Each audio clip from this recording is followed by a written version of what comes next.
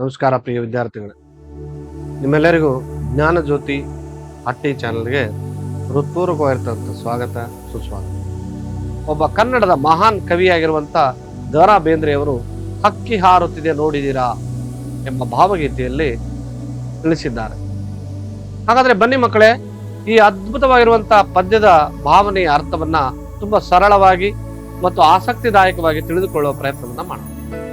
ಈರುಳಿರುಳು ಅರಳಿದು ದಿನ ದಿನ ಬೆಳಗ್ಗೆ, ಸುತ್ತಮುತ್ತಲು ಮೇಲಕ್ಕೆ ಕೆಳಗೆ, ಗಾವುದ ಗಾವುದ ಗಾವುದ ಮುಂದೆ, ಎವೆತೆರ ದಿಕ್ಕುವ ಹೊತ್ತಿನ ಒಳಗೆ, ಹಕ್ಕಿ ಹಾರುತ್ತಿದೆ ನೋಡಿದಿರಾ. ಸರಿಯಾಗಾದ್ರೆ ಮಕ್ಕಳೇ, ಈ ಮೊದಲನೆಯ ಚರಣದಲ್ಲಿ ಕವಿ ಏನು ಹೇಳಕ್ ಹೊರಟಿದ್ದಾರೆ? ಈರುಳಿರುಳು ಅಳಿದು ಅಂದ್ರೆ ಏನು? ಇರುಳು ಅಂದ್ರೆ ರಾತ್ರಿ, ಅಳಿದು ಅಂದ್ರೆ ಕಡಿಮೆ ಆಗೋದು. ಮಕ್ಕಳೇ, ಈ ಸಾಲಿನಲ್ಲಿ ಕವಿ ದ.ರಾ ಬೇಂದ್ರೆಯವರು ಕಾಲದ ನಿರಂತರ ಚಲನೆಯನ್ನ ತುಂಬಾ ಸುಂದರವಾಗಿ ಚಿತ್ರಿಸುವಂತ ಪ್ರಯತ್ನವನ್ನ ಮಾಡಿದ್ದಾರೆ.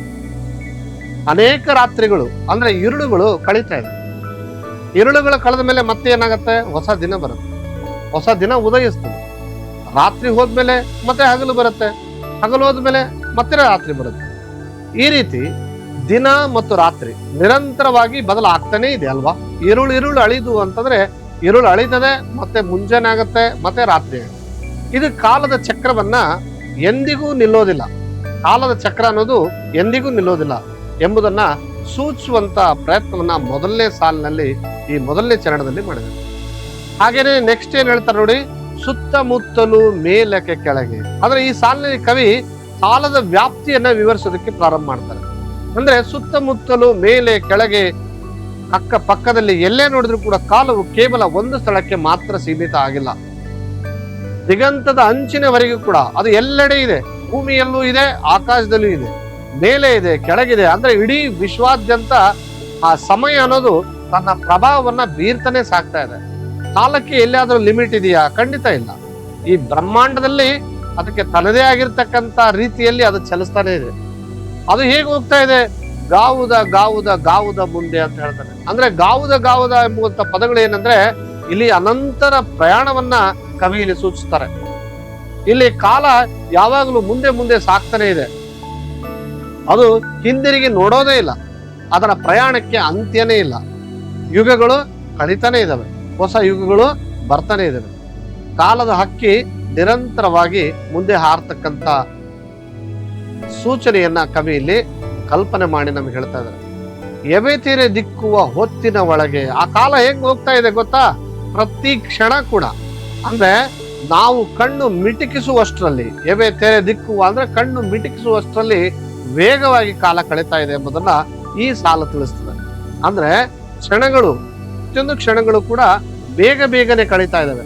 ಬಾಲ್ಯ, ಯೌವನ, ವೃದ್ಧಾಪ್ಯ ಎಲ್ಲವೂ ಕೂಡ ಕಾಲದ ವೇಗದಲ್ಲಿ ಸಾಕ್ತಾ ಇದಾವಲ್ವಾ? ನಾವು ಬಂದು ಚಿಕ್ಕ ಮಕ್ಕಳಾಗಿರ್ತೀವಿ, ನಂತರ ಒಂದು ಬೆಳೀತಾ ಬೆಳೀತಾ ದೊಡ್ಡವರಾಗ್ತಾ ಹೋಗ್ತೀವಿ, ಮುಂದೆ ವೃದ್ಧಾಪ್ಯವನ್ನ ಅನುಭವಿಸ್ತೀವಿ. ಅಂದ್ರೆ ನಾವು ಅರಿವಷ್ಟರಲ್ಲಿ ಸಮಯ ಅನ್ನೋದು ಕೈ ತಪ್ಪಿ ಹೋಗ್ತದೆ ಎನ್ನುವ ಸಂದೇಶವನ್ನ ಕವಿ ಇಲ್ಲಿ ನೀಡ್ತಾರೆ. ಹಾಗಾಗಿ ಕೊನೆಗೆ ಅದು ಯಾವ್ದು ಹೋಲಿಸ್ತಾರೆ? ಹಕ್ಕಿ ಹಾರುತ್ತಿದೆ ನೋಡಿದೀರಾ. ಅಂದ್ರೆ ಕೊನೆಯ ಸಾಲಿನಲ್ಲಿ ಕವಿ ಆ ಕಾಲವನ್ನ ಹಾರುವಂತ ಹಕ್ಕಿಗೆ ಹೋಲಿಸ್ತಾರೆ. ಆ ಹಕ್ಕಿ ಅಂತಂದ್ರೆ ಇಲ್ಲಿ ಏನ್ ಗೊತ್ತಾ ಮಕ್ಕಳೇ? ಕಾಲ ಅಥವಾ ಸಮಯದ ಸಂಕೇತ. ಅದು ನಿರಂತರವಾಗಿ ಹಾರ್ತಾನೆ ಇದೆ. ಅದನ್ನು ಯಾರೂ ತಡೆಯೋದಕ್ಕೆ ಸಾಧ್ಯವಿಲ್ಲ. ದಿನ ರಾತ್ರಿ ಬದಲಾವಣೆ ಆಗ್ತಾನೆ ಇದೆ. ಸಮಯದ ವೇಗ ಮತ್ತು ಜೀವನದ ಚಕ್ರದ ಚಲನೆ ಇವೆಲ್ಲವೂ ಕೂಡ ಕಾಲದ ಹಕ್ಕಿಯ ಹಾರಾಟದ ಮೂಲಕ ಕವಿ ತುಂಬಾ ಅದ್ಭುತವಾಗಿ ವ್ಯಕ್ತಪಡಿಸ್ತಾ ಇದ್ದಾರೆ. ಈ ಇಡೀ ಮೊದಲನೆಯ ಚರಣದಲ್ಲಿ ಒಟ್ಟಿನಲ್ಲಿ ಕವಿ ಹೇಳೋದಕ್ಕೆ ಹೊರಟಿರೋದು ಏನಪ್ಪಾ ಅಂದ್ರೆ, ಕಾಲದ ವೇಗ ಮತ್ತು ಅದರ ಅನಂತತೆ ಮತ್ತು ಅದ್ರ ಎಷ್ಟು ವಿಶ್ವ ವ್ಯಾಪಕತೆ ಇದೆ, ಅದು ಯಾರಿಗಾಗಿಯೂ ಕಾಯೋದಿಲ್ಲ. ಮತ್ತು ನಿರಂತರವಾಗಿರ್ತಕ್ಕಂಥ ಚಲನೆಯನ್ನ ಹಾರುವಂತ ಹಕ್ಕಿಯ ಮೂಲಕ ಅದ್ಭುತವಾಗಿ ಕವಿ ಈ ಒಂದು ಮೊದಲನೆಯ ಪದ್ಯ ಭಾಗದ ಚರಣದಲ್ಲಿ ತಿಳಿಸಿದ್ದಾರೆ. ಎರಡನೆಯ ಪದ್ಯ ಭಾಗದ ಚರಣ ಏನ್ ಹೇಳುತ್ತೆ ನೋಡಿ. ಕರಿನರೆ ಬಣ್ಣದ ಪುಚ್ಚಗಳುಂಟು, ಅದಕ್ಕೆ ಬಿಳಿ ಹೊಳೆ ಬಣ್ಣದ ಗರಿಗರಿಯುಂಟು, ಕೆನ್ನನ ಹೊನ್ನನ ಬಣ್ಣ ಬಣ್ಣಗಳ ರೆಕ್ಕೆಗಳೆರಡು ಪಕ್ಕದಲ್ಲುಂಟು, ಹಕ್ಕಿ ಹಾರುತ್ತಿದೆ ನೋಡಿದಿರಾ. ನೋಡಿ, ಆ ಹಕ್ಕಿ ಅನ್ನುವಂತ ಪಕ್ಷಿಗೆ ಕರಿನೆರೆ ಬಣ್ಣದ ಪುಚ್ಚಗಳುಂಟು. ಅಂದ್ರೆ ಮಕ್ಕಳ ಈ ಸಾಲಿನಲ್ಲಿ ದ.ರಾ ಬೇಂದ್ರೆಯವರು ಈ ಸಾಲನ್ನ ಹಕ್ಕಿ ಎನ್ನುವಂತ ಪಕ್ಷಿಗೆ ಹೋಲಿಸ್ತಾ ಅದರ ಪುಚ್ಚದ ಬಣ್ಣವನ್ನು ವಿವರಿಸೋದಕ್ಕೆ ಪ್ರಾರಂಭ ಮಾಡ್ತಾರೆ. ಕರಿ ಅಂದ್ರೆ ಏನಿಲ್ಲಿ? ಕತ್ತಲೆ ಅಲ್ವಾ? ಕರಿ ಅಂದ್ರೆ ಕಪ್ಪಾಗಿರುವಂತ. ಕರಿ ಎಂದರೆ ಕತ್ತಲೆ ಮತ್ತು ನೆರೆ ಎಂದರೆ ಬೆಳಕು. ಅಂದ್ರೆ ಕಾಲದ ಹಕ್ಕಿಯ ಪುಚ್ಚದಲ್ಲಿ ಕತ್ತಲು ಮತ್ತು ಬೆಳಕು ಎರಡೂ ಸೇರ್ಕೊಂಡಿವೆ ಅನ್ನೋದನ್ನ ಕವಿ ಎಷ್ಟು ಸ್ಪಷ್ಟವಾಗಿ ಹೇಳ್ತಾರೆ ನೋಡಿ. ಅಂದ್ರೆ ಕತ್ತಲು ಮತ್ತು ಬೆಳಕು ಎರಡೂ ಸೇರಿ ಇದರಿಂದ ಜೀವನದಲ್ಲಿ ಸುಖ ದುಃಖ, ಕತ್ತಲೆ ಬೆಳಕು, ಒಳ್ಳೆಯದು ಕೆಟ್ಟದ್ದು ಎಲ್ಲವೂ ಕೂಡ ಕಾಲದ ಭಾಗನೇ. ಆ ಕಾಲದ ಭಾಗಕ್ಕೆ ಸೇರಿದೆ ಅನ್ನುವಂತ ಅರ್ಥವನ್ನ ಕವಿ ಬಹಳ ಸ್ಪಷ್ಟವಾಗಿ ಹೇಳ್ತಾರೆ. ಅದಕ್ಕೆ ಕರಿನೆರೆ ಬಣ್ಣದ ಪುಚ್ಚಗಳುಂಟು ಅಂತ ಮತ್ತೇನ್ ಹೇಳ್ತಾರೆ ನೋಡಿ. ಬಿಳಿ ಹೊಳೆ ಬಣ್ಣದ ಗರಿ ಗರಿ ಉಂಟು.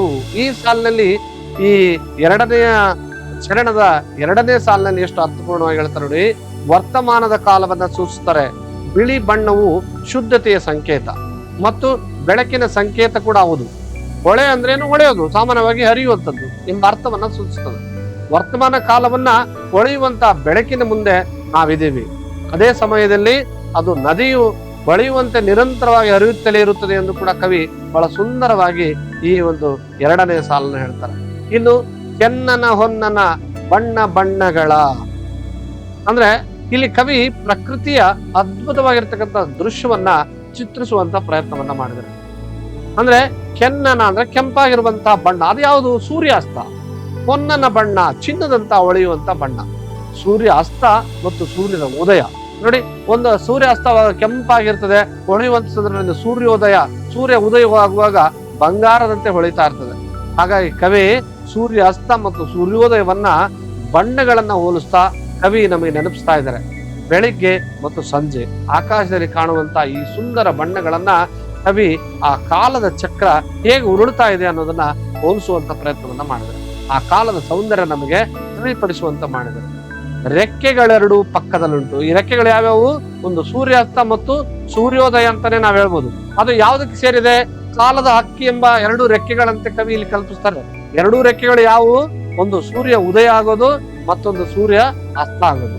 ಹೇಗೆ ಹಕ್ಕಿ ತನ್ನ ಎರಡೂ ರೆಕ್ಕೆಗಳ ಸಹಾಯದಿಂದ ಹಾರುತ್ತದೆಯೋ ಹಾಗೆ ಈ ಕಾಲ ಅಥವಾ ಸಮಯ ಅನ್ನುವಂತ ಪಕ್ಷಿಯ ಕಾಲದ ಚಕ್ರ ಅನ್ನೋದು ಅದೇ ರೀತಿ ಹಗಲು ಮತ್ತು ರಾತ್ರಿ, ಸೂರ್ಯೋದಯ ಅಥವಾ ಸೂರ್ಯಾಸ್ತದ ಕಾಲವನ್ನ ಮುಂದೆ ಸಾಗಿಸ್ತಾ ಇದೆ. ಇದು ಕಾಲದ ನಿರಂತರವಾದ ಚಲನೆಯನ್ನ ಸೂಚಿಸುವಂತ ಕೆಲಸವನ್ನ ಕವಿ ಇಲ್ಲಿ ಮಾಡ್ತಾ ಇದ್ರೆ. ಮತ್ತೆ ಹೇಳ್ತಾರೆ, ಮತ್ತೆ ಹಕ್ಕಿ ಪಕ್ಷಿಗೆ ಹೋಲಿಸ್ತಾರೆ. ಹಕ್ಕಿ ಹಾರುತ್ತಿದೆ ನೋಡಿದಿರಾ? ಹಕ್ಕಿ ಹಾರುತ್ತಿದೆ ಅಂದ್ರೆ ಕಾಲಚಕ್ರ ಉರುಳ್ತಾ ಇದೆ ಎನ್ನುವಂತ ಸಾಲಿನಲ್ಲಿ, ಈ ಕೊನೆಯ ಸಾಲಿನ ಎರಡನೇ ಚರಣದ ಕೊನೆಯ ಸಾಲಿನಲ್ಲಿ ಮತ್ತೆ ಹೇಳ್ತಾರೆ, ಈ ಹಕ್ಕಿ ಬಹಳ ವಿಶಾಲವಾಗಿರುವಂತದ್ದು, ಅನಂತವಾದ ರೂಪವನ್ನ ಹೊಂದಿದೆ. ಅದು ಕತ್ತಲೆ ಬೆಳಕು, ಸೂರ್ಯೋದಯ ಸೂರ್ಯಾಸ್ತ ಎಲ್ಲವನ್ನ ತನ್ನೊಳಗೆ ಸೇರಿಸಿಕೊಂಡು ನಿರಂತರವಾಗಿ ಹಾರತಾ ಇದೆ. ಈ ಹಾರಾಟವೇ ಕಾಲದ ನಿರಂತರ ಚಲನೆ ಎಂಬ ಸಂದೇಶವನ್ನು ಕೂಡ ಈ ಎರಡನೇ ಚರಣದಲ್ಲಿ ಕವನ ನಮಗೆ ಗೊತ್ತಾಗತ್ತೆ. ಈ ರೀತಿಯಲ್ಲಿ ದ.ರಾ ಬೇಂದ್ರೆಯವರು ಎರಡನೇ ಚರಣವನ್ನ ನಮಗೆ ಸ್ಪಷ್ಟಪಡಿಸ್ತಾರೆ.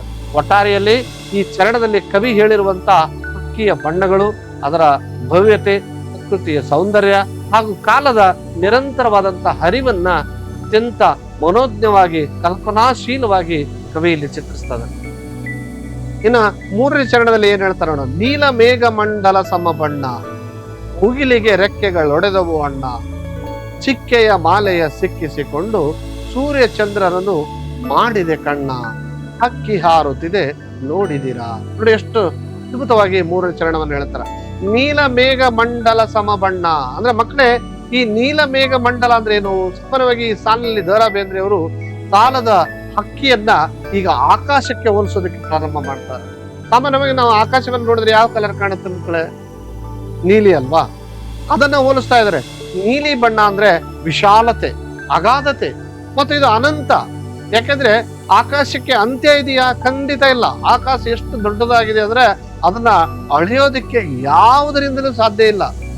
ಅದೇ ರೀತಿ ಕಾಲ ಚಕ್ರ ಅನಂತವಾಗಿದೆ. ಎಲ್ಲಿಂದ ಆರಂಭ ಆಯಿತು ಎಲ್ಲಿಗೆ ಎಂಡ್ ಆಗತ್ತೆ ಯಾರಿಗಾದ್ರೂ ಗೊತ್ತಾ? ಖಂಡಿತ ಇಲ್ಲ.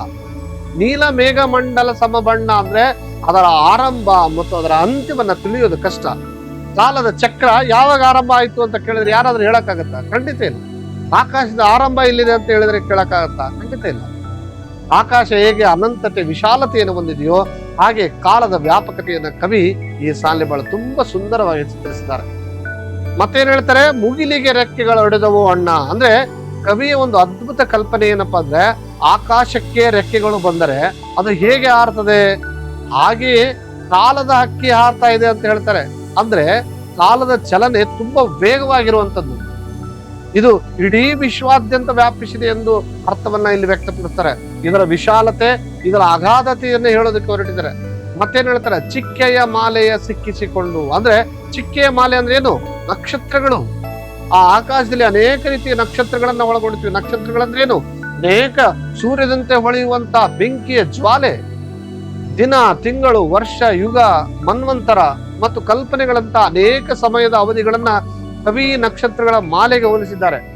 ಕಾಲದ ಹಕ್ಕಿ ಎಲ್ಲವನ್ನ ತನ್ನ ಅಲಂಕಾರವಾಗಿ ಧರಿಸಿಕೊಂಡಿದೆ ಎಂದು ಕವಿ ಬಹಳ ಅದ್ಭುತವಾದ ಕಲ್ಪನೆಯನ್ನ ಮಾಡ್ತಾ ನಮಗೆ ತಿಳಿಪಡಿಸ್ತಾ ಇದ್ದಾರೆ. ಸೂರ್ಯ ಚಂದ್ರರನ್ನು ಮಾಡಿದೆ ಕಣ್ಣ. ಆ ಆಕಾಶಕ್ಕೆ ಕಣ್ಣುಗಳು ಯಾವುವು ಅಂತಂದ್ರೆ ಸೂರ್ಯ ಚಂದ್ರ. ನೋಡಿ, ಈ ಸಾಲಿನಲ್ಲಿ ಕವಿ ಸೂರ್ಯ ಮತ್ತು ಚಂದ್ರರನ್ನ ಕಾಲದ ಹಕ್ಕಿಯ ಎರಡು ಕಣ್ಣುಗಳು ಅಂತ ಹೇಳ್ತಾರೆ. ಪಕ್ಷಿ ಎರಡು ಕಣ್ಣುಗಳಿರಲ್ವಾ? ಹಾಗೆ ಸೂರ್ಯ ಮತ್ತು ಚಂದ್ರ ಹಗಲು ರಾತ್ರಿ ಹೇಗಿರುತ್ತಲ್ವಾ? ಸೂರ್ಯ ಹಗಲನ್ನ ಸೂಚಿಸಿದ್ರೆ, ಚಂದ್ರ ಏನು ಸೂಚಿಸ್ತದೆ? ರಾತ್ರಿಯನ್ನ ಸೂಚಿಸ್ತದೆ. ದಿನ ಮತ್ತು ರಾತ್ರಿ ನಿರಂತರವಾಗಿ ನಡೀತಾನೆ ಇದೆ ಅಲ್ವಾ? ಈ ಮೂಲಕ ಕಾಲದ ಹಕ್ಕಿ ಎಲ್ಲವನ್ನ ನೋಡ್ತಾ ನಿರಂತರವಾಗಿ ಮುಂದೆ ಸಾಗ್ತಾ ಇದೆ ಅಂತ ಎಷ್ಟು ಅದ್ಭುತವಾಗಿ ಹೇಳಿದ್ರಲ್ವಾ ಕವಿ. ಹಕ್ಕಿ ಹಾರುತ್ತಿದೆ ನೋಡಿದಿರಾ? ಹಕ್ಕಿ ಆ ವಿಶಾಲತೆ ಎನ್ನುವಂತ, ಅಗಾಧತೆ ಎನ್ನುವಂತ, ಕಾಲದ ಎಲ್ಲೇ ಇಲ್ಲದೇನೆ, ಆರಂಭ ಇಲ್ಲಿ ಅಂತ್ಯ ಇಲ್ಲಿ ಅಂತ ತಿಳಿದೇನೆ ಆ ಸೂರ್ಯ ಚಂದ್ರ ಅನ್ನುವಂತ ಕಣ್ಣುಗಳನ್ನ ಮಾಡ್ಕೊಂಡು ಹೇಳ್ತಾ ಇದ್ರೆ. ಅದಕ್ಕೆ ಕೊನೆಯ ಸಾಲಿನಲ್ಲಿ ಕವಿ ಮತ್ತೆ ಕಾಲದ ಹಕ್ಕಿಯ ನಿರಂತರ ಹಾರಾಟವನ್ನ ನೆನಪಿಸ್ತಾ ಇದ್ದಾರೆ. ಈ ಹಕ್ಕಿ ಅನಾದಿಯಿಂದಲೂ ಹಾರತಾ ಇದೆ ಮತ್ತು ಅನಂತದವರೆಗೆ ಹಾರತಲೇ ಇರ್ತದೆ. ಅದು ಕಾಲದ ನಿರಂತರ ಚಲನೆ, ವಿಶ್ವ ವ್ಯಾಪಕತೆ ಮತ್ತು ಅದರ ಮಹತ್ವವನ್ನು ನಮಗೆ ತಿಳಿಸುವಂತ ಪ್ರಯತ್ನವನ್ನು ಮಾಡಿದೆ. ಒಟ್ಟಾರೆ ಈ ಮೂರನೇ ಚರಣದಲ್ಲಿ ಕವಿ ಕಾಲದ ಹಕ್ಕಿಯ ವಿಶಾಲತೆ, ಅನಂತತೆ, ವೇಗ ಮತ್ತು ಅದರ ಅದ್ಭುತ ಶಕ್ತಿಯನ್ನು ಆಕಾಶ ಮತ್ತು ನಕ್ಷತ್ರಗಳು ಜೊತೆಗೆ ಸೂರ್ಯ ಮತ್ತು ಚಂದ್ರರ ಮೂಲಕ ತುಂಬಾ ಮನೋಜ್ಞವಾಗಿ ಚಿತ್ರಿಸಿದ್ದಾರೆ. ಕವಿಯ ಈ ಅದ್ಭುತ ಕಲ್ಪನೆಗೆ ನಿಜವಾಗಲೂ ನಾವು ಎಷ್ಟು ಶ್ಲಾಘಿಸಿದ್ರು ಕೂಡ ಕಡಿಮೆನೆ. ನಾಲ್ಕನೇ ಸಾಲ ಏನ್ ಹೇಳ್ತಾರೆ ನೋಡು. ರಾಜ್ಯದ ಸಾಮ್ರಾಜ್ಯದ ತೆನೆ ಒಕ್ಕಿ, ಮಂಡಲ ಗಿಂಡಲಗಳ ಗಡಮುಕ್ಕಿ, ಬೇಲಿಸಿ ಮುಳುಗಿಸಿ ಕಂಡ ಕಂಡಗಳ ಸಾರ್ವಭೌಮರ ನೆತ್ತಿಯ ಕುಕ್ಕಿ, ಹಕ್ಕಿ ಹಾರುತ್ತಿದೆ ನೋಡಿದಿರ. ನೋಡಿ ಮಕ್ಕಳೇ, ಎಷ್ಟು ಅದ್ಭುತವಾಗಿ ಹೇಳ್ತಾ ಇದಾರೆ.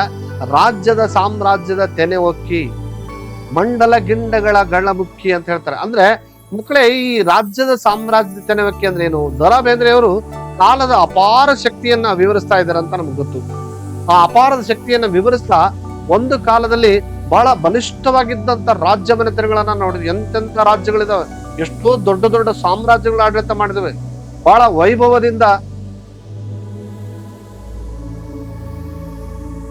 ವೈಭವದಿಂದ ಸಾಮ್ರಾಜ್ಯದ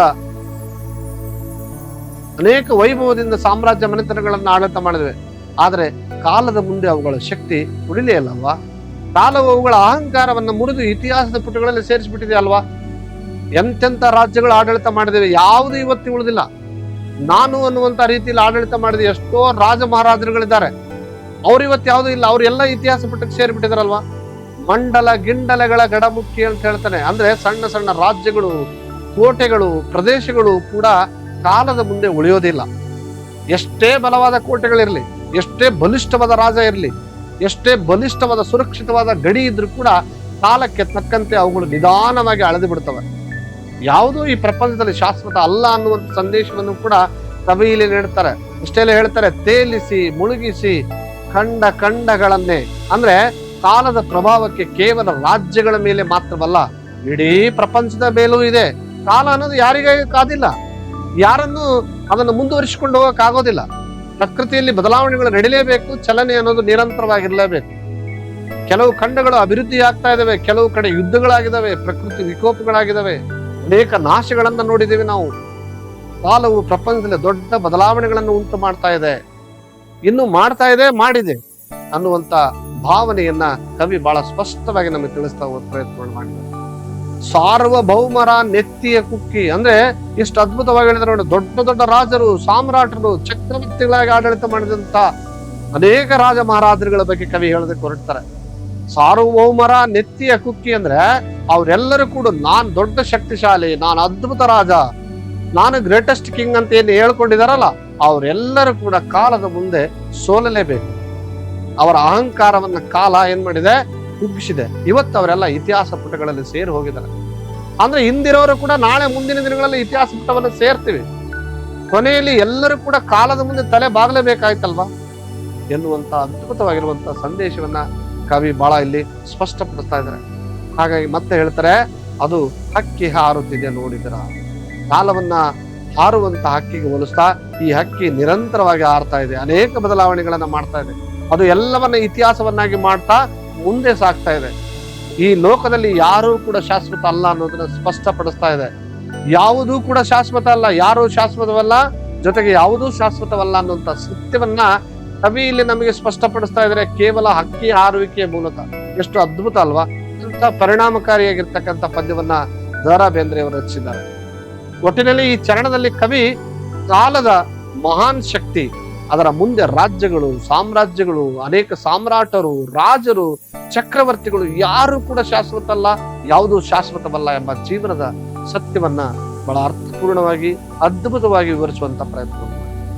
ಇನ್ನು ಮುಂದಿನ ಚರಣದಲ್ಲಿ ಯುಗ ಯುಗಗಳ ಹಣೆ ಬರಹವ ಒರೆಸಿ, ಮನ್ವಂತರಗಳ ಭಾಗ್ಯವ ತೆರೆಸಿ, ರೆಕ್ಕೆಯ ಬೀಸುತ್ತ ಚೇತನಗೊಳಿಸಿ, ಹೊಸಗಾಲದ ಹಸು ಮಕ್ಕಳ ಹರಸಿ, ಹಕ್ಕಿ ಹಾರುತ್ತಿದೆ ನೋಡಿದಿರಾ.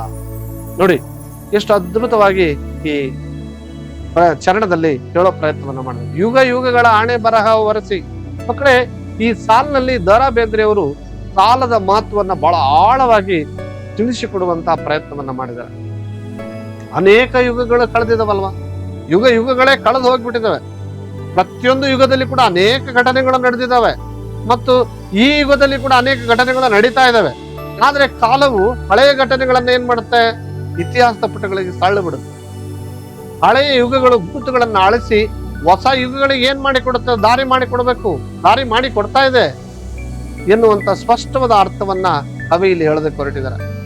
ನೋಡಿ, ಮನ್ವಂತರಗಳ ಭಾಗ್ಯವ ತೆರೆಸಿ ಅಂದ್ರೆ ಏನ್ ಹೇಳ್ತಾನೆ, ಯುಗ ಯುಗಗಳನ್ನ ಅಳದಿಗೆ ಮನ್ವಂತರಗಳ ಭಾಗ್ಯವನ್ನ ತೆರೆಸಿ. ಈ ಸಾಲಿನಲ್ಲಿ ಕವಿ ದೀರ್ಘಕಾಲದ ಬದಲಾವಣೆಗಳನ್ನ ವಿವರಿಸ್ತಾರೆ.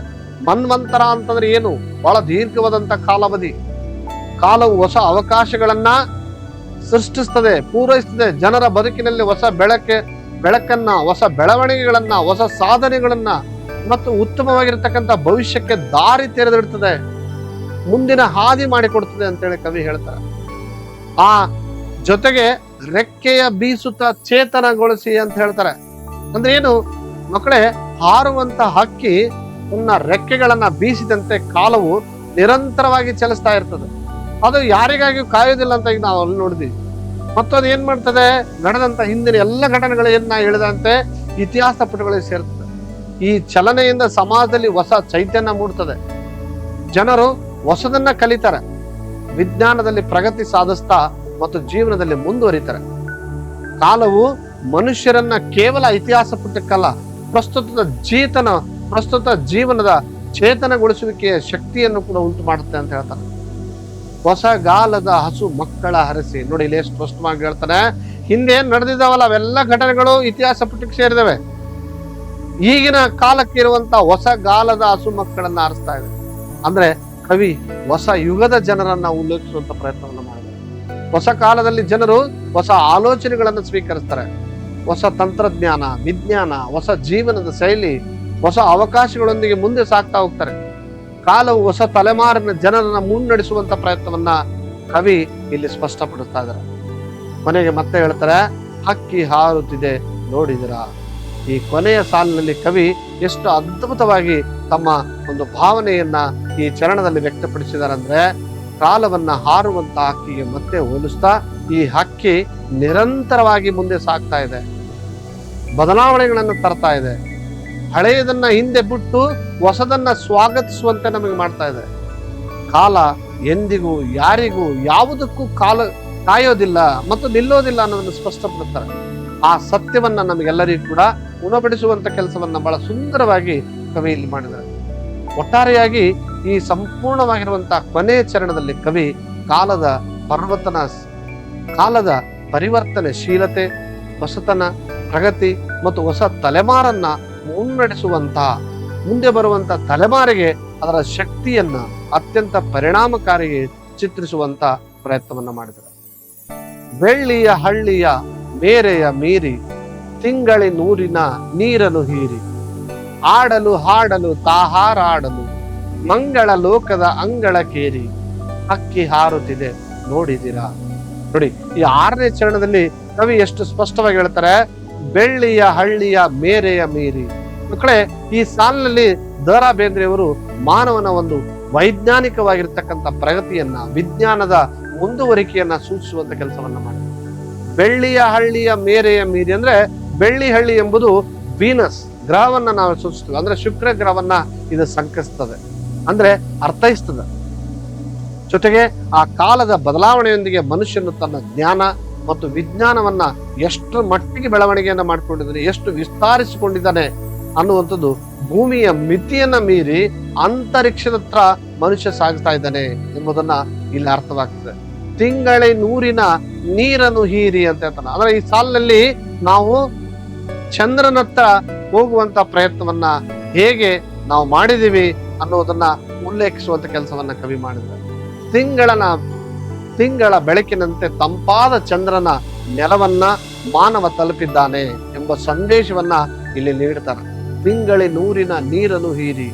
ಅಷ್ಟೇ ಅಲ್ಲ, ವಿಜ್ಞಾನದ ಈ ಪ್ರಗತಿಯಿಂದ ಅಸಾಧ್ಯವೆನಿಸಿದಕ್ಕಂತ ಅನೇಕ ಕಾರ್ಯಗಳನ್ನ ಮನುಷ್ಯ ಬಹಳ ಸುಲಭವಾಗಿ ಸಾಧ್ಯವಾಗಿಸ್ತಾ ಇದ್ದಾರೆ.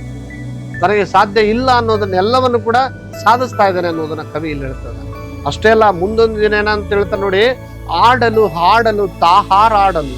ಮಕ್ಕಳೇ, ಈ ಸಾಲು ನಮಗೆ ಎಷ್ಟು ಅದ್ಭುತವಾಗಿ ಮಾನವನ ಆತ್ಮವಿಶ್ವಾಸ ಮತ್ತು ಉತ್ಸಾಹವನ್ನ ತೋರಿಸ್ತದೆ ನೋಡಿ. ಮನುಷ್ಯನು ಕೇವಲ ಬದುಕೋದಕ್ಕೆ ಮಾತ್ರ ಸೀಮಿತವಾಗಿಲ್ಲ, ಸಂತೋಷದಿಂದ ಹೊಸ ಹೊಸ ಲೋಕಗಳನ್ನ ಅನ್ವಯಿಸೋದಕ್ಕೆ, ಹೊಸ ಹೊಸ ಸಾಧನೆಗಳನ್ನ ಮಾಡೋದಕ್ಕೆ ಸದಾ ಮುಂದಾಗಿರ್ತಾನೆ. ಅವನು ತನ್ನ ಅನೇಕ ಕನಸುಗಳನ್ನ ಸದಾ ಎತ್ತರ ಮಟ್ಟಕ್ಕೆ ಒಯ್ಯೋದ್ರ ಜೊತೆಗೆ ಅದನ್ನು ನನಸು ಮಾಡಿಕೊಳ್ಳುವಂತ ಪ್ರಯತ್ನವನ್ನು ಕೂಡ ಮನುಷ್ಯ ಮಾಡ್ತಾ ಇದ್ದಾನೆ ವಿಜ್ಞಾನದ ಮೂಲಕ. ಮತ್ತೇನ್ ಹೇಳ್ತಾರೆ ನೋಡಿ, ಕವಿ ಮಂಗಳ ಲೋಕದ ಅಂಗಳ ಕೇರಿ. ಮಾನವನ ಭವಿಷ್ಯದ ಸಾಧನೆಯನ್ನ ಬಹಳ ದೂರದೃಷ್ಟಿಯಿಂದ ಕವಿಗಳು ಹೇಳೋದಕ್ಕೆ ಹೊರಟಿದ್ದಾರೆ. ಮನುಷ್ಯ ಮಂಗಳ ಗ್ರಹದ ಅಂಗಳಕ್ಕೂ ತಲುಪುವಂತ ಕನಸನ್ನ ಕವಿ ಇಲ್ಲಿ ವ್ಯಕ್ತಪಡಿಸ್ತಾ ಇದ್ದಾರೆ. ಸಾಮಾನ್ಯವಾಗಿ ವಿಜ್ಞಾನ ಇವತ್ತಿನ ದಿವಸಕ್ಕೆ ಎಲ್ಲ ಸಾಕಷ್ಟು ಮಟ್ಟದಲ್ಲಿ ಮುಂದುವರೆದಿದೆ. ಅನೇಕ ವಿಜ್ಞಾನಿಗಳು ಮಂಗಳ ಗ್ರಹದ ಅನ್ವೇಷಣೆಯಲ್ಲಿ ತೊಡಗಿರುವುದು ನಮಗೆಲ್ಲ ಗೊತ್ತಿರೋ ವಿಷಯ. ಮಂಗಳ ಗ್ರಹದ ಈ ಅನ್ವೇಷಣೆ ಮುಂದೆ ಒಂದಿಲ್ಲ ಒಂದು ದಿನ ಮಂಗಳ ಗ್ರಹಕ್ಕೂ ಮನುಷ್ಯ ತಲುಪ್ತಾನೆ ಅದರಲ್ಲಿ ಸಂದೇಹ ಇಲ್ಲ ಅನ್ನೋದನ್ನ ದ.ರಾ ಬೇಂದ್ರೆಯವರು ಅಂದೇ ತಿಳಿಸಿದ್ದಾರೆ. ಆದರೆ ನಿಜವಾಗೂ ಅವರ ಭಾವನೆಗೆ ನಾವು ಎಷ್ಟು ಶ್ಲಾಘಿಸಿದ್ರು ಕೂಡ ಕಡಿಮೆನೆ. ಮತ್ತೆ ಹೇಳ್ತಾರೆ, ಹಕ್ಕಿ ಹಾರುತ್ತಿದೆ ನೋಡಿದ್ದೀರಾ. ಈ ಕೊನೆಯ ಸಾಲಿನಲ್ಲಿ ಕವಿ ಮತ್ತೆ ಕಾಲವನ್ನ ಹಾರುವಂತ ಹಕ್ಕಿಗೆ ಹೋಲಿಸಿದ್ದಾರೆ. ಈ ಕಾಲದ ಹಕ್ಕಿ ಮನುಷ್ಯರನ್ನ ವಿಜ್ಞಾನದಲ್ಲಿ ಮುಂದೆ ಸಾಗಿಸುತ್ತಾ ಹೊಸ ಹೊಸ ಸಾಧನೆಗಳತ್ತ ಕೊಂಡೊಯ್ತಾ ಇದೆ. ಕಾಲದೊಂದಿಗೆ ಮಾನವನ ಪ್ರಗತಿ ಸಾಧಿಸುತ್ತಲೇ ಇದ್ದಾನೆ. ಕಾಲದೊಂದಿಗೆ ಮಾನವನ ಪ್ರಗತಿ ಸಾಧಿಸ್ತಾನೆ ಇದ್ದಾನೆ ಎನ್ನುವಂತ ಸಂದೇಶವನ್ನ ಕವಿ ಬಹಳ ಅತ್ಯಂತ ಸುಂದರವಾಗಿ ನಮಗೆ ಇಲ್ಲಿ ತಿಳಿಸುವಂತ ಪ್ರಯತ್ನವನ್ನ ಮಾಡ್ತಾರೆ. ಒಟ್ಟಾರೆಯಾಗಿ ಈ ಚರಣದಲ್ಲಿ ಕವಿ ಕಾಲದ ಪ್ರಭಾವದಿಂದ ಮಾನವನು ವಿಜ್ಞಾನದಲ್ಲಿ ಸಾಧಿಸಿದಂತ ಪ್ರಗತಿ, ಅಂತರಿಕ್ಷ ಅನ್ವೇಷಣೆ ಮತ್ತು ಭವಿಷ್ಯದ ಕನಸುಗಳನ್ನ ಅತ್ಯಂತ ಅದ್ಭುತವಾಗಿ ಚಿತ್ರಿಸುವಂತ ಪ್ರಯತ್ನವನ್ನು ಮಾಡಿದ್ದಾರೆ. ಮತ್ತೆ ಏನ್ ಹೇಳ್ತಾ ನೋಡಿ, ಮುಂದಿನ ಚರಣದಲ್ಲಿ ನೋಡೋಣ. ಮುಟ್ಟಿದ ದಿಗ್ಮಂಡಲಗಳ ಅಂಚ, ಆಚೆಗೆ ಚಾಚಿದೆ ತನ್ನಯ ಚುಂಚ, ಬ್ರಹ್ಮಾಂಡಗಳನ್ನು ಒಡೆಯಲು ಎಂದೋ ಬಲ್ಲರು ಯಾರ ಹಾಕಿದ ಹೊಂಚ, ಹಕ್ಕಿ ಹಾರುತ್ತಿದೆ ನೋಡಿದಿರ. ನೋಡಿ ಎಷ್ಟು ಅದ್ಭುತವಾಗಿ ಈ ಚರಣದಲ್ಲಿ ಕವಿ ಹೇಳ್ತಾನೆ, ಮುಟ್ಟಿದೆ ದಿಗ್ಮಂಡಲಗಳ ಅಂಚ. ಅದರ ಮಕ್ಕಳೇ, ಈ ಜಗತ್ತಿನಲ್ಲಿ ಮನುಷ್ಯನ ವಿಜ್ಞಾನ ಎಷ್ಟು ಅದ್ಭುತವಾಗಿ ಮುಂದುವರಿತಾ ಇದೆ ಅಂತ ನಾವು ನೋಡಿದ್ವಿ. ದ.ರಾ ಬೇಂದ್ರೆಯವರು ಮಾನವನ ಅಪಾರವಾಗಿರ್ತಕ್ಕಂಥ ಪ್ರಗತಿಯನ್ನ ಈ ಒಂದು ಚರಣದಲ್ಲಿ ಹೇಳೋಕೆ ಹೊರಟಿದ್ದಾರೆ. ಮನುಷ್ಯನು ತಂತ್ರಜ್ಞಾನ, ವಿಜ್ಞಾನ, ಪರಿಶ್ರಮದ ಮೂಲಕ ದಿಕ್ಕುಗಳಲ್ಲಿ ಕೂಡ ಅನೇಕ ಬೆಳವಣಿಗೆಯನ್ನು ಸಾಧಿಸಿದ್ದಾರೆ. ಇದು ಕೇವಲ ಭೂಮಿಗೆ ಮಾತ್ರ ಸೀಮಿತವಾಗಿರದೆ ಅಂತರಿಕ್ಷದ ಅಂಚಿನವರೆಗೂ ಕೂಡ ಮನುಷ್ಯ ತನ್ನ ಸಾಧನೆಯನ್ನ ವಿಸ್ತರಿಸ್ತಾನೆ. ಅಷ್ಟೇ ಅಲ್ಲ, ಇನ್ನೂ ಅನೇಕ ರೀತಿಯ ತಂತ್ರಜ್ಞಾನಗಳನ್ನ ಕಂಡುಹಿಡಿಯುವ ಪ್ರಯತ್ನದಲ್ಲಿ ಮನುಷ್ಯ ಇದ್ದಾನೆ ಅನ್ನುವಂತ ಅರ್ಥ ಇಲ್ಲಿ ವ್ಯಕ್ತವಾಗ್ತದೆ. ಅಷ್ಟೇ ಅಲ್ಲ, ಹೇಳ್ತಾ ನೋಡಿ, ಆಚೆಗೆ ಚಾಚಿದೆ ತನ್ನಯ ಚುಂಚ. ಅಂದ್ರೆ ಕಾಲದ ಹಕ್ಕಿ ತನ್ನ ಚುಂಚವನ್ನ ಇನ್ನೂ ದೂರದ ಮಟ್ಟಕ್ಕೆ ಚಾಚ್ತಾ ಇದೆ ಅಂತ ಕವಿ ಎಷ್ಟು ಅದ್ಭುತವಾಗಿ ಕಲ್ಪಿಸ್ತಾರೆ ನೋಡಿ. ಅಂದ್ರೆ ಮನುಷ್ಯನು ಈಗಾಗಲೇ ಸಾಧಿಸುವುದರಲ್ಲಿ ಇನ್ನೂ ಸ್ಪಷ್ಟಪಡಿಸಿಕೊಂಡಿಲ್ಲ, ಇನ್ನೂ ಅವನಿಗೆ ತೃಪ್ತಿ ಆಗಿಲ್ಲ. ಅವನು ಎಷ್ಟು ಈಗ ಸಾಧಿಸಿದಾನಲ್ಲ, ಅದಕ್ಕೆ ಅವನಿಗೆ ತೃಪ್ತಿ ಪಡ್ಕೊಂಡಿಲ್ಲ. ಅದು ಅಲ್ಲಿವರೆಗೂ ಇನ್ನೂ ಹೆಚ್ಚಿನ ರಹಸ್ಯಗಳನ್ನ ತಿಳಿಯೋದಕ್ಕೆ ಮನುಷ್ಯ ಪ್ರಯತ್ನ ಪಡ್ತಾ ಇದ್ದಾನಂತ. ಹೊಸ ಹೊಸ ಆವಿಷ್ಕಾರಗಳನ್ನ ಅವನು ಕುತೂಹಲ ಹೆಚ್ಚಾಗ್ತಾ ಇದೆ. ಹೊಸ ಆವಿಷ್ಕಾರಗಳನ್ನ ಹೆಚ್ಚು ಆವಿಷ್ಕಾರಗಳನ್ನ ಮಾಡೋದಕ್ಕೆ ಅವನ ಕುತೂಹಲ ನಿಂತಿಲ್ಲ ಅನ್ನೋದನ್ನ ಕೊನೆಯವರೆಗೂ ಅಂಚಿನವರೆಗೂ ಅದು ಚುಂಚು ದಾಟಿದೆ ಅಂತ ಹೇಳ್ತಾರೆ ಕವಿ. ಬ್ರಹ್ಮಾಂಡಗಳನ್ನ ಒಡೆಯಲು ಎಂದು ಮಕ್ಕಳೇ, ಇಲ್ಲಿ ಕವಿ ಮಾನವನ ವೈಜ್ಞಾನಿಕ ಕುತೂಹಲವನ್ನ ಕವಿ ಹೇಳೋದಕ್ಕೆ ಹೊರಟಿದ್ದಾರೆ. ಈ ಬ್ರಹ್ಮಾಂಡದ ರಹಸ್ಯಗಳನ್ನ ತಿಳಿದುಕೊಳ್ಳೋದಕ್ಕೆ ಮನುಷ್ಯ ನಿರಂತರವಾಗಿ ಪ್ರಯತ್ನಿಸ್ತಾ ಇದ್ದಾನೆ. ಗ್ರಹಗಳು, ನಕ್ಷತ್ರಗಳು, ಗ್ಯಾಲಕ್ಸಿಗಳು ಮತ್ತು ವಿಶ್ವಾದ್ಯಂತದ ಅನೇಕ ರಹಸ್ಯಗಳನ್ನ ಅರಿಯಲು ಅವನ ಸಂಶೋಧನೆ ಮಾಡ್ತಾನೆ ಇದ್ದಾನೆ, ಇನ್ನು ಮುಂದುವರಿಸ್ತಾನೆ ಇದ್ದಾನೆ. ಬಲ್ಲರು ಯಾರ ಹಾಕಿದ ಹೊಂಚ ಅಂತ ಹೇಳ್ತಾನೆ. ಅಂದ್ರೆ ಈ ಸಾಲಿನಲ್ಲಿ ಕವಿ ಒಂದು ದೊಡ್ಡ ಪ್ರಶ್ನೆಯನ್ನ ಕೇಳ್ತಾ ಇದ್ದಾರೆ ನಮ್ಗೆಲ್ಲ. ಏನ್ ಕೇಳ್ತಾ ಇದ್ದಾರೆ? ಎಲ್ಲಾ ಘಟನೆಗಳ ಹಿಂದೆ ಯಾರ ಒಂದು ಯೋಚನೆ ಇದೆ? ಇದು ಸೃಷ್ಟಿಕರ್ತನ ಇಚ್ಛೆಯೇ ಅಥವಾ ಪ್ರಕೃತಿ ಶಕ್ತಿಯೇ? ಭವಿಷ್ಯದಲ್ಲಿ ಏನಾಗುತ್ತದೆ ಎಂಬುದನ್ನು ಯಾರೂ ಖಚಿತವಾಗಿ ಹೇಳೋದಕ್ಕೆ ಸಾಧ್ಯ ಇಲ್ಲ ಅನ್ನೋದನ್ನ ಹೇಳ್ತಾನೆ ಕವಿ. ಬಹಳ ಅದನ್ನ ಆಶ್ಚರ್ಯವಾಗಿ ಹೇಳ್ತಾನೆ. ಎಲ್ಲಾ ಘಟನೆಗಳಿಗೆ ಏನಾಗತ್ತೆ ಮುಂದೆ ಅನ್ನೋದು ಯಾರಿಗೂ ಗೊತ್ತಿಲ್ಲ. ಇನ್ನು ಯಾವ ಮಟ್ಟ ತಂತ್ರಜ್ಞಾನ ಬೆಳೀತದೆ ಯಾರಿಗಾದ್ರೂ ಗೊತ್ತಾ? ಖಂಡಿತ ಇಲ್ಲ. ನಾವು 20 ವರ್ಷದ ಹಿಂದೆ ಟೆಲಿಫೋನ್ ಅಂದ್ರೆ ಏನು ಅಂತ ನಮ್ಗೆ ಗೊತ್ತಿರಲಿಲ್ಲ, ಸೆಲ್ ಫೋನ್ಗಳು ನಮ್ಗೆ ಗೊತ್ತಿರಲಿಲ್ಲ. ಇವತ್ತು ಎಲ್ಲರ ಬಳಿ ಮೊಬೈಲ್ಗಳಿವೆ. ತಂತ್ರಜ್ಞಾನ 20 ವರ್ಷದಲ್ಲಿ ಇಷ್ಟು ಬದಲಾವಣೆ ಆಗಿದ್ದು ಮುಂದೊಂದು ದಿನ ಯಾವ ಮಟ್ಟಕ್ಕೆ ಬದಲಾವಣೆ ಆಗುತ್ತೆ ಖಂಡಿತ ಗೊತ್ತಿಲ್ಲ. ಇನ್ನು ಮತ್ತೆ ಹೇಳ್ತಾನೆ, ಹಕ್ಕಿ ಹಾರುತ್ತಿದೆ ನೋಡಿದಿರಾ? ಈ ಕೊನೆ ಸಾಲಿನಲ್ಲಿ ಕವಿ ಮತ್ತೆ ಕಾಲವನ್ನ ಹಾರುವಂತ ಹಕ್ಕಿಗೆ ಹೋಲಿಸ್ತಾ ಸಾಲದ ಹಕ್ಕಿ ನಿರಂತರವಾಗಿ ಮುಂದೆ ಸಾಗ್ತಾ ಇದೆ. ಅದರೊಂದಿಗೆ ಮನುಷ್ಯನ ಪ್ರಗತಿ, ಹೊಸ ಅನ್ವೇಷಣೆ, ಅನೇಕ ರಹಸ್ಯಗಳನ್ನ ಹುಡುಕಾಡುವಂತ ಪ್ರಯತ್ನ ಮುಂದುವರಿತಾ ಇದೆ.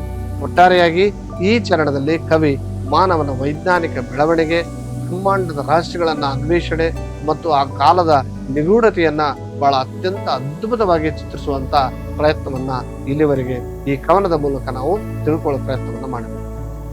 ಮಕ್ಕಳೇ, ಹಾರುತ್ತಿರುವಂತ ಒಂದು ಹಕ್ಕಿಯೊಳಗೆ ಕಾಲದ ಇಂಥ ಮಹತ್ವವನ್ನ, ಯುಗಗಳನ್ನ ಬದಲಾವಣೆಯನ್ನು ಮತ್ತು ಮಾನವನ ಪ್ರಗತಿಯನ್ನು ನೋಡುವಂತ ಅದ್ಭುತ ಕಲ್ಪನೆ ಈ ಪದ್ಯದಲ್ಲಿ ನಾವು ನೋಡೋದಕ್ಕೆ ಸಾಧ್ಯತೆ ಇದೆ. ಎಂತ ಅದ್ಭುತವಾದ ರಚನೆಯನ್ನ ದ.ರಾ. ಬೇಂದ್ರೆಯವರು ಬರೆದಿದ್ದಾರೆ ಅಂತ ನಮ್ಗೆ ಅನಿಸ್ತದೆ. ನೋಡಿ ಮಕ್ಕಳೇ, ಕಾಲ ಆಗ್ಲಿ ಅಥವಾ ಸಮಯ ಆಗ್ಲಿ ಯಾರಿಗೂ ಎಂದಿಗೂ ಯಾವತ್ತಿಗೂ ಕಾಯೋದಿಲ್ಲ, ಅದು ನಿಲ್ಲೋದಿಲ್ಲ ಕೂಡ. ಅದು ಸದಾ ಮುಂದೆ ಸಾಕ್ತಾನೆ ಇರ್ತದೆ. ಅದರೊಂದಿಗೆ ನಮ್ಮ ಜೀವನ ಕೂಡ ಏನಾಗ್ತದೆ? ಬದಲಾವಣೆ ಆಗ್ತಾ ಇರ್ತದೆ. ಮಾನವನ ಚಿಂತನೆಗಳು ಏನಾಗ್ತಾ ಇದಾವೆ? ಬದಲಾಗ್ತಾ ಇದಾವೆ. ಲೋಕವು ಪ್ರತಿ ಕ್ಷಣವೂ ಕೂಡ ಹೊಸ ರೂಪಗಳನ್ನ ಪಡಿತಾ ಇದೆ.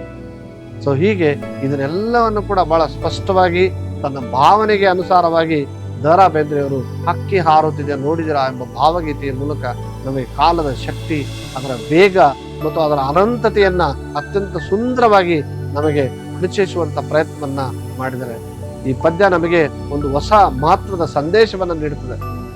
ಕಾಲಕ್ಕೆ ತಕ್ಕಂತೆ ನಾವು ಜೀವನವನ್ನು ನಡೆಸಬೇಕು. ಕಾಲಕ್ಕೆ ತಕ್ಕಂತೆ ನಾವು ಹೊಂದಿಕೊಂಡು ಜೀವನ ಮಾಡಿದಾಗ ಮಾತ್ರ ನಮ್ಮ ಜೀವನದಲ್ಲಿ ಏನಾದ್ರೂ ಯಶಸ್ಸನ್ನ ಕಾಣೋದಕ್ಕೆ ಸಾಧ್ಯ ಅಂತ ಹೇಳ್ತಾರೆ. ಆದ್ರಿಂದ ಮಕ್ಕಳೇ, ಸಮಯ ಯಾರಿಗೂ ಕಾಯೋದಿಲ್ಲ, ಯಾವತ್ತೂ ಕಾಯೋದಿಲ್ಲ. ನಿಮ್ಮ ಈ 1 ವರ್ಷ ಹೇಗೆ ಕಳೀತದೆ ಅನ್ನೋದೇ ಗೊತ್ತಾಗೋದಿಲ್ಲ. ಅದಕ್ಕೆ ಯಾವುದೇ ಕಾರಣಕ್ಕೂ ನಿಮ್ಮ ಸಮಯವನ್ನ ವ್ಯರ್ಥ ಮಾಡದೆ ನಾಳೆ ಮಾಡಬೇಕಾದ ಕೆಲಸವನ್ನ ಹಿಂದೆ ಮಾಡಬೇಕಾದ ಕೆಲಸವನ್ನ ಈಗಲೇ ಪ್ರಾರಂಭಿಸಿ ಅಂತ ಈ ಕವಿಯ ಸಂದೇಶ ನಮಗೆ ಅರ್ಥಪೂರ್ಣವಾಗಿ ಹೇಳುತ್ತದೆ. ಯಾವುದೇ ಕಾರಣಕ್ಕೂ ಸಮಯವನ್ನ ವ್ಯರ್ಥ ಮಾಡಬೇಡಿ. ಪ್ರತಿ ಕ್ಷಣವನ್ನು ಜ್ಞಾನಕ್ಕಾಗಿ ಬಳಸಿಕೊಳ್ಳಿ, ಕಲಿಯಿರಿ, ಯೋಚಿಸ್ರಿ, ಮುಂದುವರಿಯಿರಿ. ಇಂದಿನ ಈ ಸುಂದರವಾಗಿರ್ತಕ್ಕಂಥ ಪದ್ಯ ನಮಗೆ ಎಷ್ಟು ಅರ್ಥಪೂರ್ಣವಾದಂತಹ ಮಹತ್ವವನ್ನ ತಿಳಿಸ್ತದೆ. ಯಾವುದೇ ಸಮಯವನ್ನ ವ್ಯರ್ಥ ಮಾಡದೆ ನಿಮ್ಮ ಜೀವನವನ್ನ ಉನ್ನತ ಮಟ್ಟಕ್ಕೆ ಏರಿಸಿಕೊಳ್ಳಿ ಅಂತ ಹೇಳುವಂತ ಕವಿಯ ಭಾವನೆ ನಮಗೆ ಬಹಳ ಸ್ಪಷ್ಟಪಡುತ್ತದೆ. ಮಕ್ಕಳೇ, ಇಲ್ಲಿವರೆಗೆ ಈ ಪದ್ಯವನ್ನು ನೋಡಿದ್ರಲ್ಲ, ಈ ಪದ್ಯ ನಿಮಗೆ ಇಷ್ಟ ಆಗಿದೆ ಅಂತ ಅನ್ಕೊಂಡಿದ್ದೀನಿ. ಇಷ್ಟ ಆದ್ರೆ ನಮಗೊಂದು ಲೈಕ್ ಮಾಡಿ, ಶೇರ್ ಮಾಡಿ, ನಿಮ್ಮ ಅಮೂಲ್ಯವಾದ ಅಭಿಪ್ರಾಯಗಳನ್ನ ಕಮೆಂಟ್ ಬಾಕ್ಸ್ ಅಲ್ಲಿ ತಿಳಿಸೋದನ್ನ ಮರಿಬೇಡಿ. ಮತ್ತಷ್ಟು ಉತ್ತಮವಾಗಿರತಕ್ಕಂಥ ಶಿಕ್ಷಣದ ವಿಡಿಯೋಗಳಿಗಾಗಿ ನಮ್ಮ ಜ್ಞಾನ ಜ್ಯೋತಿ ಹಟ್ಟಿ ಚಾನೆಲ್ ಅನ್ನ ಸಬ್ಸ್ಕ್ರೈಬ್ ಮಾಡೋದನ್ನ ಮರಿಬೇಡಿ. ಮತ್ತೊಂದು ಹೊಸ ಪಾಠದೊಂದಿಗೆ ಭೇಟಿಯಾಗೋಣ. ಅಲ್ಲಿವರೆಗೂ ಧನ್ಯವಾದಗಳು.